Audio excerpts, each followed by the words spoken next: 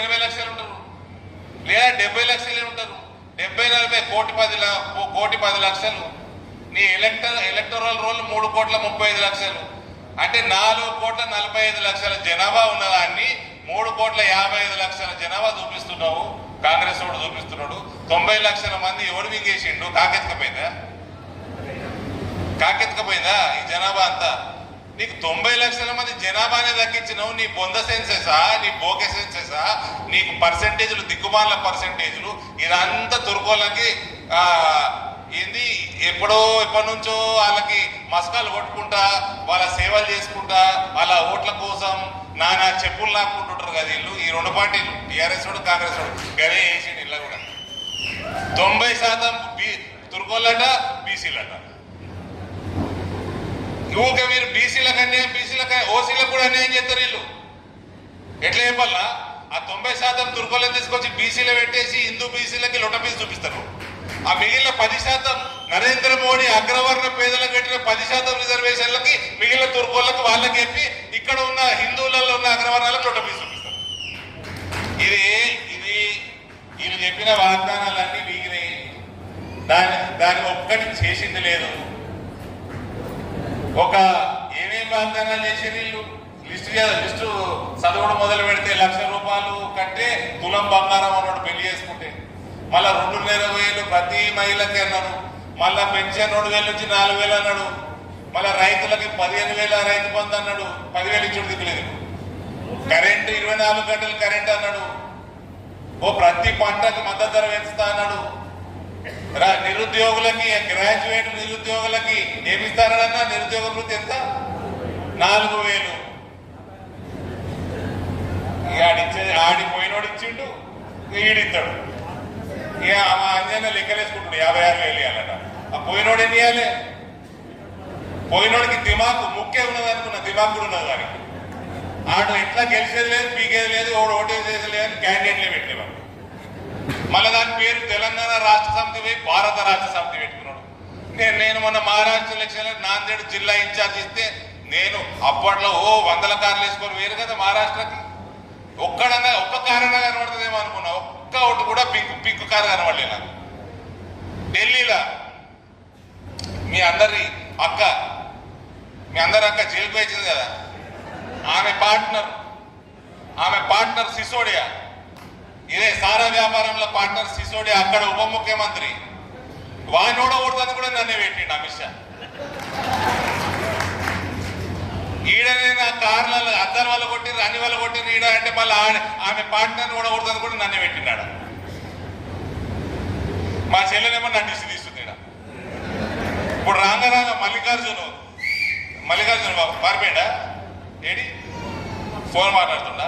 మా బాల్కొండ నియోజకవర్గం నాయకులు, రాష్ట్ర కార్యవర్గ సభ్యులు మల్లికార్జును, నీ కారు అద్దాలు కొత్త వేసి బారోలేదనమాట.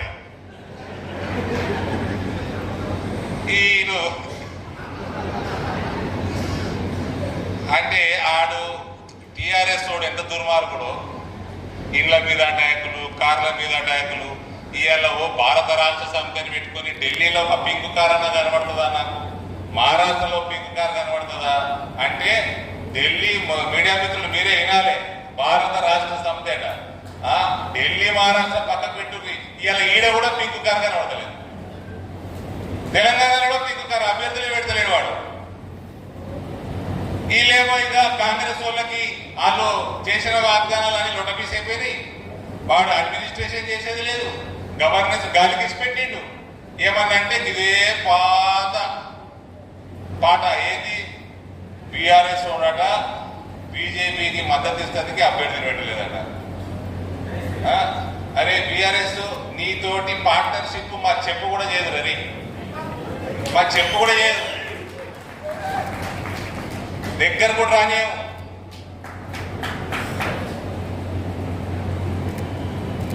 కాబట్టి ఇవన్నీ మానుకోండి. ఇవన్నీ కేవలం నేను కూడా అభ్యర్థులకు చెప్తాను. ఇంకా 4 రోజులు మనకున్నది.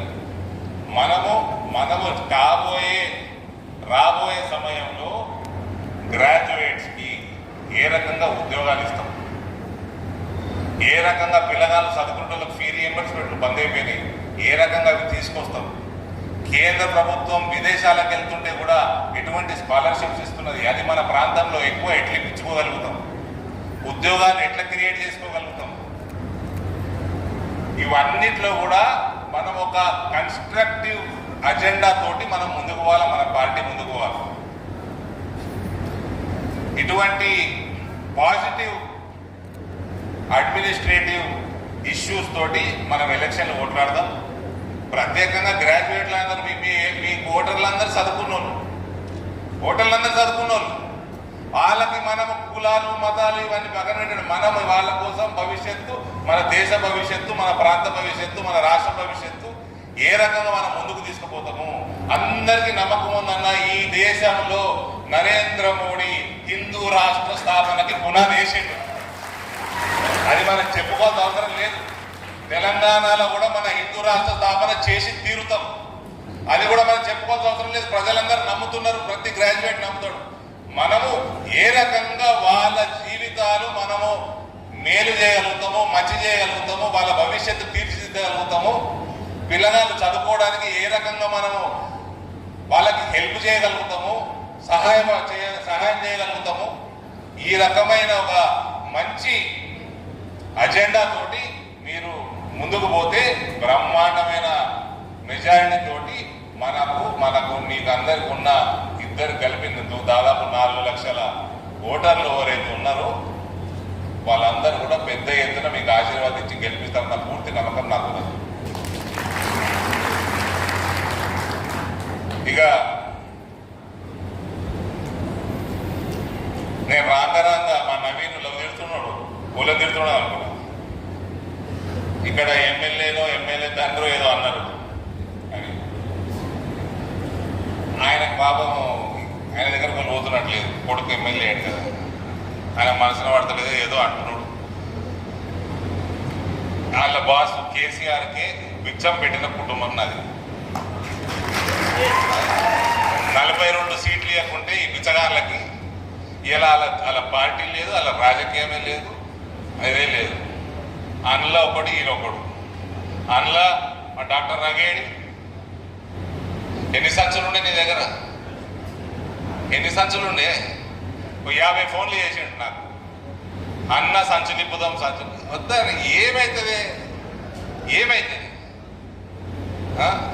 ఇక్కడ ఉత్తర భారతంలో ₹1 కాదు, ఈడ 50 కోట్లు చేస్తున్నాడు. ఇక్కడ ఉన్న గరీబులు చాలా మంది ఉన్నారు. నేను ఆ రోజు చెప్పిన, ఈ రోజు చెప్పిన, ఇలా జెడ్పీటీసీ నిలబడేటోళ్ళు ఎన్ని చేతులు ఎత్తారు. వాళ్ళందరూ రాజకీయ భవిష్యత్తు కోసం మనం ఎక్స్పెరిమెంట్ చేద్దాం. ఈయన దగ్గర ఎన్ని సంచులు ఉండే అడుగులు? ఆయన ఇంట్లోనే ఉండే సంచులు